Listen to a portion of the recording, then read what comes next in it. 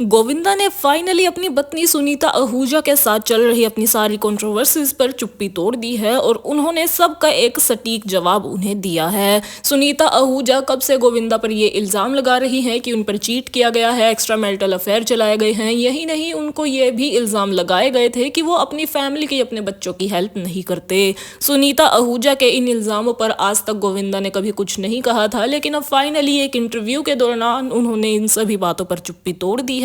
उनका कहना है कि मेरी लाइफ में जितनी भी लेडीज हैं, ज्यादातर लेडीज रोंग नहीं होती, चाहे वो मेरी माँ हो या मेरी सास हो या मेरे परिवार की और कोई भी लेडी हो, मैं कभी भी उनके खिलाफ नहीं जाता।